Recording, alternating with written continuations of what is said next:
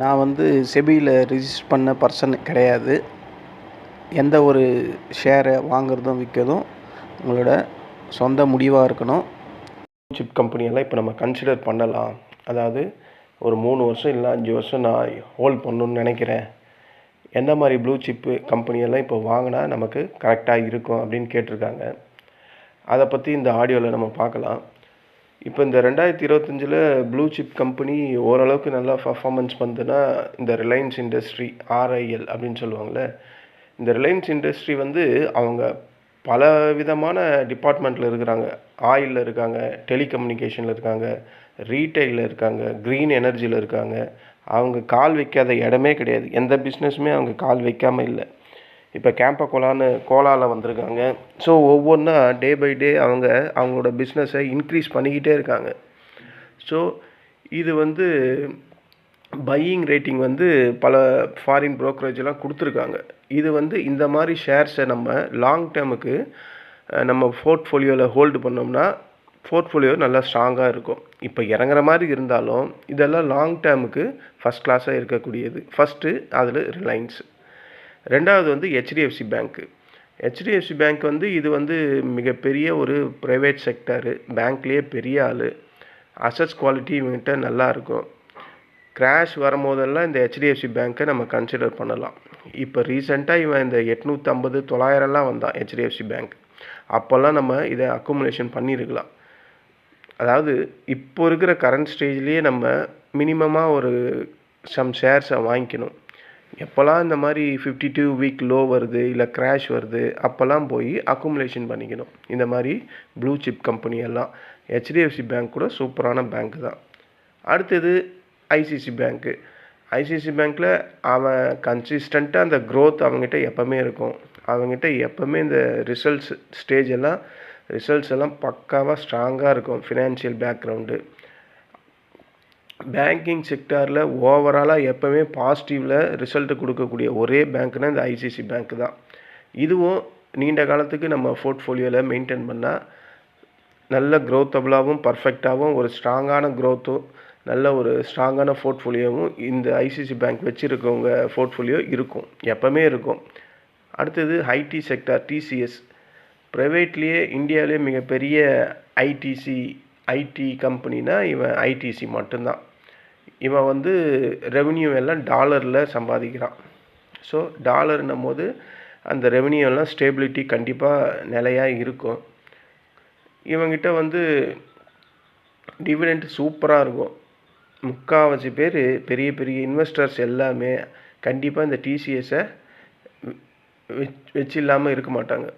நானே வச்சுருக்கேன். நான் ஒரு பெரிய இன்வெஸ்டர்ஸ்லாம் கிடையாது, ஆனால் நானும் வச்சுருக்கேன். இன்வெஸ்டர்ஸ்னால் மினிமம் 10 லட்சம் 15 லட்சம்னு ஹோல்ட் பண்ணுறாங்க பார்த்தீங்களா.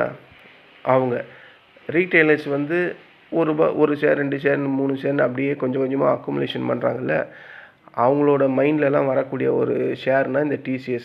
இவன் வெரி ரீசெண்டாக தாங்க 2700 800 வந்தான். இந்த வருஷத்துலேயே அக்டோபர் மாதம்லாம் ரொம்ப சீப்பாக இருந்தது. 52 வீக் லோலியே இருந்தான். நான் கூட ஒரு ஆடியோ ஒன்று போட்டிருந்தேன். லாங் டேர்முக்கு இந்த TCS இப்போ வந்து ஃபஸ்ட் கிளாஸாக இடத்துல இருக்குது, 52 வீக் லோவில் இருக்குது, கன்சிடர் பண்ணுறவங்க பண்ணலாம் அப்படின்ட்டு.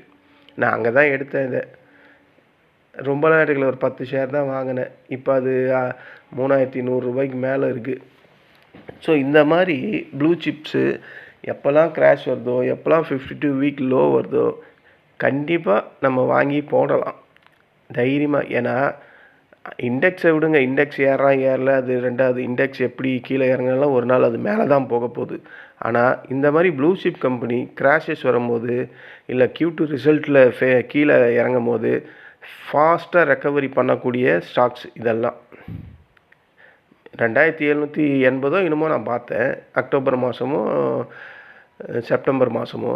இப்போ இது நவம்பருக்குள்ளே 3145 ரூபா இருக்குது. ஸோ அப்போ எந்த அளவுக்கு ஃபாஸ்ட் ரெக்கவரி நடக்குதுன்றதை நான் உங்களுக்கு சொல்கிறேன். இறங்காத ஸ்டாக்ஸ்னு ஒன்று கூட கிடையாது. ஆனால் இந்த மாதிரி ஸ்டாக்ஸ் இறங்கினாலும் அதே வேகத்தில் மேலே வந்துடும். அதுதான் இந்த TCS. அதே மாதிரி இன்ஃபோசிஸு. அடுத்தது இன்ஃபோசிஸ் வந்து இவன் வந்து இப்போ இந்த பைபேக் அப்படின்னு ஒரு பாலிசி அது மூலிமா இப்போது ஃபேமஸ் ஆகிடுச்சு. இது லாங் டேர்மு வச்சுருக்கலாம். ஐடி டிபார்ட்மெண்ட்டில் இருக்கிறது இது. இவன் எப்போல்லாம் ஓவர் வேல்யூவேஷன் வரானோ ஆட்டோமேட்டிக்காக இவன் செல் ஆஃப் ஆகிடுவான். அப்போ இவனை நம்ம செல் பண்ணிக்கலாம். இப்போ இருக்கிற இடம் வந்து ஒரு கன்சிடர் அளவான மாட்ரேட்டான வேல்யூவேஷனில் தான் இருக்குது. இதை இப்போ கொஞ்சம் கொஞ்சமாக நம்ம அக்குமுலேஷன் பண்ணுறதா இருந்தால் பண்ணலாம். அடுத்தது ஐடிசி இது எஃப்எம்ஜி. இவங்கிட்ட பலதரப்பட்ட பிஸ்னஸ் இருக்குது. எஃப்எம்சிஜியில் இருக்கான், ஹோட்டல் இருக்குது, பேப்பர் இருக்குது, சிகரெட் இருக்குது. ஸோ இவனும் ஒரு ஸ்டெடியான டிவிடெண்ட் கொடுக்கக்கூடிய ஆள் தான்.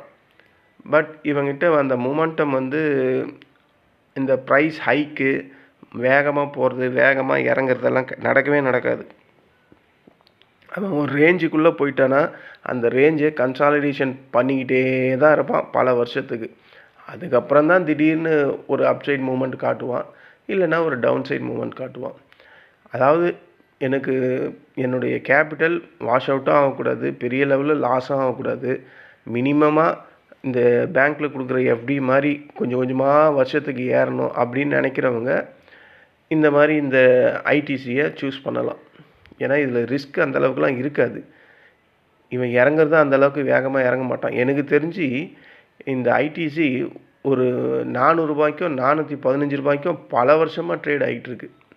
இப்போ ரீசெண்டாகவே 390க்கு கீழே போனால் அதுக்கப்புறம் அப்படியே கொஞ்சம் கொஞ்சமாக வந்து 400 வந்தான், 415. இந்த 390 415 இதுதான் பல வருஷமாக அவன் ட்ரேட் ஆகிட்டுருக்க ப்ரைஸு. ஸோ அந்த மாதிரி வந்து எனக்கு பெரிய லாஸஸே வரக்கூடாது அப்படின்னு நினைக்கிற இன்வெஸ்டர்ஸ் வந்து இந்த ஐடிசியை ஃபோக்கஸ் பண்ணலாம். அடுத்தது லார்சன் அண்ட் டியூப்ரோ. இதுவும் இன்ஃப்ராஸ்ட்ரக்சரில் வரக்கூடியது.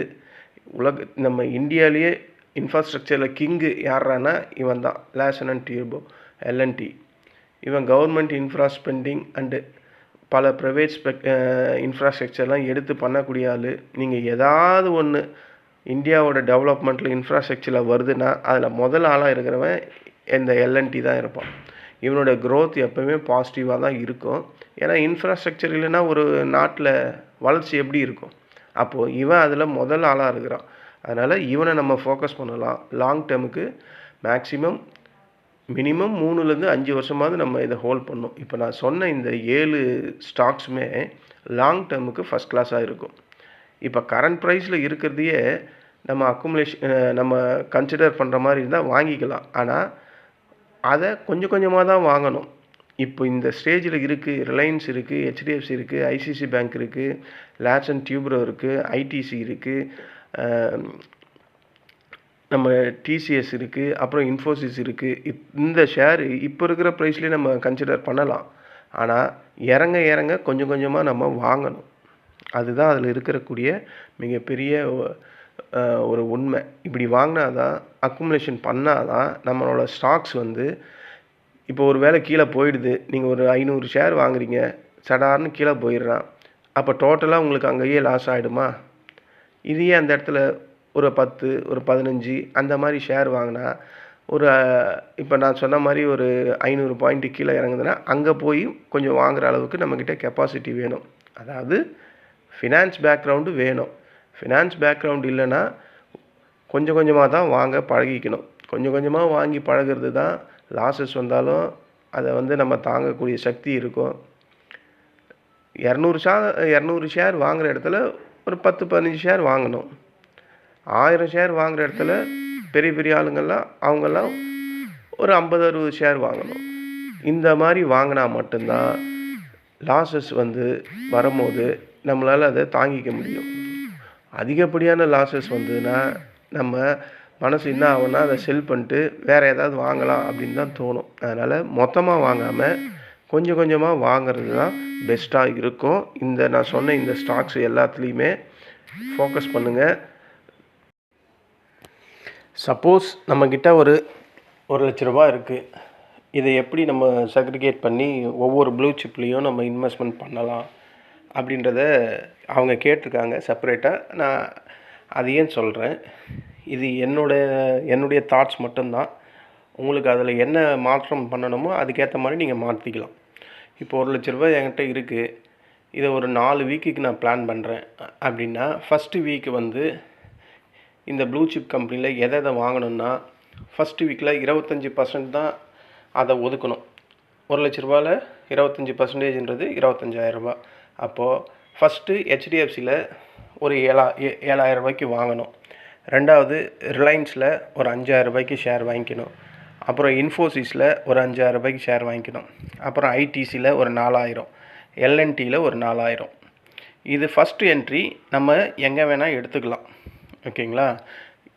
அதாவது அதுக்குன்னு மார்க்கெட்டோட உச்சத்தில் இருக்கக்கூடாது. இப்போது நான் சொன்ன இந்த ஹெச்டிஎஃப்சி, ரிலையன்ஸ், இன்ஃபோசிஸ், ஐடிசி, எல்என்டி இதெல்லாம் வந்து ஆல் டைம் ஹைலேருந்து கீழே தான் இருக்குது. ஸோ அதை நம்ம இங்கே கன்சிடர் பண்ணிக்கலாம்.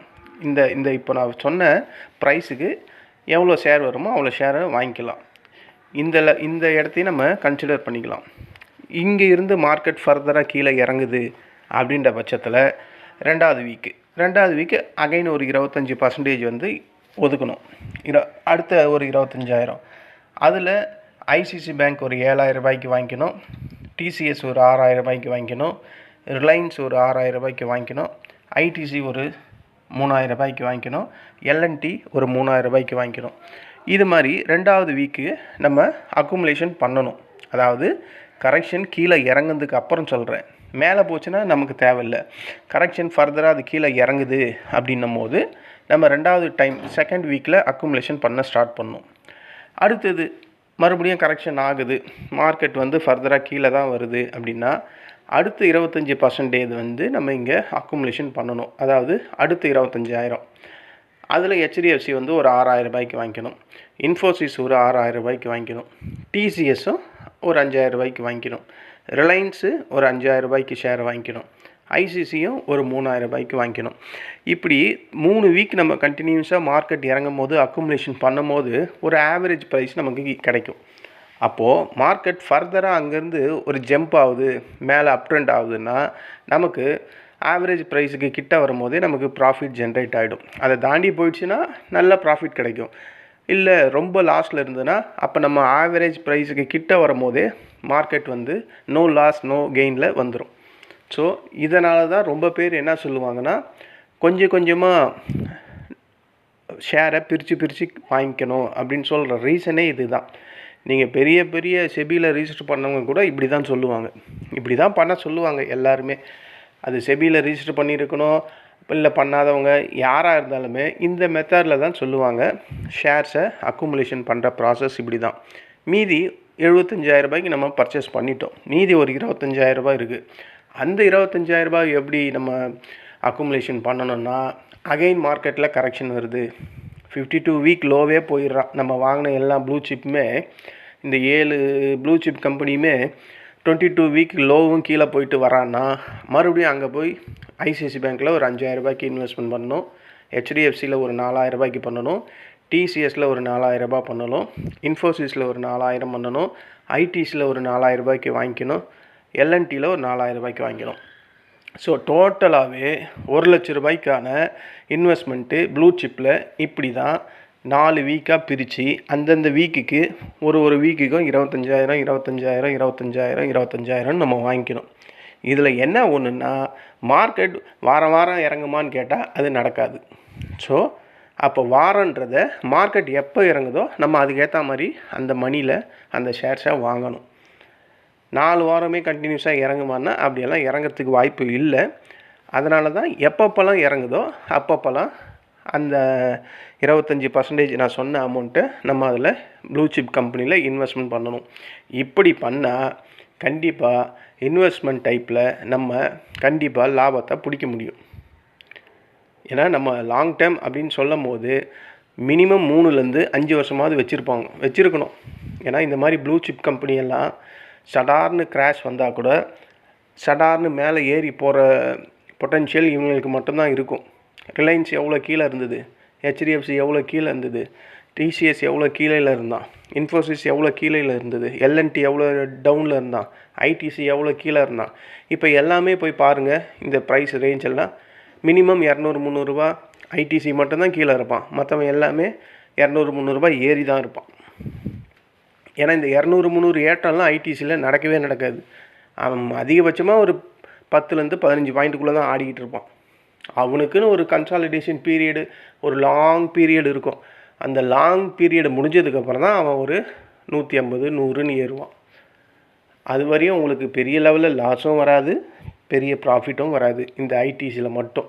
மற்றது எல்லாமே நல்ல விளையாட்டையில் இருக்கக்கூடிய ஸ்டாக்ஸ் தான். டிசிஎஸ் பற்றி உங்களுக்கு தெரியும், இன்ஃபோசிஸை பற்றி தெரியும், ரிலையன்ஸு சொல்லவே தேவை கிடையாது, ஹெச்டிஎஃப்சி அவன் பயங்கரமாக ஏறுவான் இறங்குவான், ஐசிசி பேங்க்கும் சொல்ல தேவையில்லை. ஸோ இந்த மாதிரி ப்ளூ சிப் கம்பெனியெல்லாம் என்ன ஆகும்னா இறங்கினாலும் ஏறக்கூடிய பொட்டன்ஷியல் அதிகம். அதனால தான் இறங்கும் போது 1 லட்ச ரூபா நம்மக்கிட்ட மணி இருந்தால் அதை எப்படி பிரித்து போட்டு எந்தெந்த ஸ்டேஜில் அதை வீக் வைஸாக நான் உங்களுக்கு சொன்னேன். இது உங்களுக்கு கண்டிப்பாக யூஸ்ஃபுல்லாக தான் இருக்கும். இதை அவங்க அவங்களுக்கும் இந்த ஆடியோ கேட்டாங்கன்னா அவங்களுக்கு ஈஸியாக புரியும். நீங்கள் யாராவது புதுசாக இன்வெஸ்ட்மெண்ட் பண்ணணும், ப்ளூ சிப்பில் பண்ணணும் அப்படின்னு உங்களுக்கு ஒரு தாட்ஸ் இருந்தால் நான் சொன்ன இந்த ஐடியாவை ஃபாலோ பண்ணுங்கள். இல்லை நான் சொன்ன ஷேர் தான் வாங்கணுன்ட்டு இல்லை, உங்களுக்கு வேறு ஏதாவது ஷேர்ஸ் மேலே அபிப்பிராயம் இருந்தால் நீங்கள், ஆனால் மெத்தடு இது தான் ஃபாலோ பண்ணணும். இப்படி ஃபாலோ பண்ணால் தான் உங்களுக்கான லாஸஸ் பெரிய லெவல்லையும் வராது, ப்ராஃபிட் இப்போ மார்க்கெட்டு இறங்கி தான் இருந்தது. டிசிஎஸ்லாம் 2750 ரூபா கிட்ட போனான் இந்த வருஷத்தில், செப்டம்பர்லேயோ அக்டோபர்லேயோ. இப்போ அவன் இல்லையா 3140 அந்த ரேஞ்சில். ரிலையன்ஸ் கூட கீழே தான் இருந்தான். இப்போ இல்லையா அவன் 1500 550க்கு மேலே. ஸோ அந்த மாதிரி தான். அந்த மாதிரி நம்ம இறங்கும் போதெல்லாம் கொஞ்சம் கொஞ்சமாக அந்த 1 லட்ச ரூபா நான் எப்படி பிரித்து உங்களுக்கு சொன்னனோ அது மாதிரி நீங்கள் வாங்கினீங்கன்னா இன்வெஸ்டர்ஸ் கண்டிப்பாக ப்ராஃபிட்டில் வெளியே வரலாம். 1 லட்ச ரூபா வச்சுருந்தாவே 4 டைம்ஸ் பிரித்து போட்டு வாங்கலாம். இப்படி தான் பெரிய பெரிய இன்வெஸ்டர் மைண்டில் இன்வெஸ்ட்மெண்ட் பண்ணுறவங்கெல்லாம் பண்ணுவாங்க. பெரிய பணம் பலம் படைத்தவங்கெல்லாம் இப்படி பண்ண மாட்டாங்க. அவங்களுக்கு பணத்தை பற்றி அக்கறையே இல்லை. அந்த மாதிரி அவங்களுக்கு வசூல் எக்கச்சக்கமாக வரும், பண வசூல். அவங்க எப்போ வேணால் எங்கே வேணால் போய் ஆவரேஜ் பண்ணி மார்க்கெட்டோட வெரி க்ளோசிங் ப்ரைஸுக்கு அவங்களோட ஆவரேஜ் ப்ரைஸை கொண்டு வந்துடுவாங்க. அதனால் அவங்களுக்கு ஈஸியாக ப்ராஃபிட் ஜென்ரேட் ஆகும். இது பணம் படைத்தவங்களுக்கு. நம்மளை மாதிரி ரீட்டைலருக்கு நம்ம இந்த மாதிரி மெத்தடை ஃபாலோ பண்ணால் மட்டும்தான் ப்ராஃபிட்டை போய் பிடிக்க முடியும். லாஸஸ் வந்தால் கூட பெரிய லெவலில் லாஸஸ் நமக்கு வராமல் தடுக்க முடியும். இதுதான் நான் இப்படி தான் சில அதானி பவர்னு இப்போ ஒன்று நான் வாங்கியிருக்கேன்னு சொன்னேன். அதை இப்படி தான் வாங்கியிருக்கேன். ஒரு 50 ஷேர் தான் வாங்கி வச்சுருக்கேன். அது எப்போ அந்த 126 போய் தொடுதோ அங்கே போய் ஒரு கொஞ்சம் ஷேர் வாங்குவேன். அது மாதிரி அந்த டிசிஎஸ் வச்சுருக்கேன், அது 20 ஷேர் தான் வச்சுருக்கேன். ஏன்னா அது இப்போ மேலே போயிட்டான். நான் என்ன நினச்சேன், 2700க்கு கீழே வரும்னு நினச்சேன். அவன் இப்போ 3140 போயிட்டான். இப்போ நான் ஒரு ரெசிஸ்டண்ட் வச்சுருக்கேன். அதுக்கு மேலே அந்த ரெசிஸ்டண்ட்டுக்கு மேலே அவன் புல்லிஷ் ஒன்று பிரிண்ட் ஆச்சுன்னா அங்கே கொஞ்சம் வாங்குவேன். ஸோ இந்த மாதிரி நம்ம மார்க்கெட்டை அனலைஸ் பண்ணால் நமக்கே அது எல்லாமே புரிய வரும். புதுசாக இந்த மாதிரி இன்வெஸ்ட்மெண்ட்டில் பண்ணணும் அப்படின்னு நீங்கள் ஃபீல் பண்ணால் இந்த மெத்தடை தான் ஃப்ரெண்ட்ஸ் ஃபாலோ பண்ணணும். இதை ஃபாலோ பண்ணிங்கன்னா கண்டிப்பாக ப்ராஃபிட் ஜென்ரேட் பண்ண முடியும். நம்ம ஒரு நாளில் 2 நாள்லையா சொல்கிறோம், மினிமம் 3லேருந்து 5 வருஷம்னு சொல்கிறோம். அப்போது கண்டிப்பாக 5 வருஷமாக மார்க்கெட் இப்படியேவா இருக்க போகுது? கிடையாதுல்ல. எப்போது ஒரு ஸ்டேஜில் மார்க்கெட்டு ரிவர்ஸ் ஆகிடுச்சுன்னா பெரிய லெவலில் வரும். எல்லாருமே சொல்கிறது என்ன, இண்டெக்ஸு நிஃப்டி 50 ஒரு வருஷமாக ஜீரோ ரிட்டர்ன் சொல்கிறாங்க.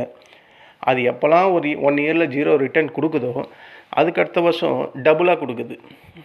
பெரிய பெரிய ட்ரேடிங் பண்ணுறவங்கெல்லாம் இதை தான் சொல்லிகிட்டு இருக்காங்க.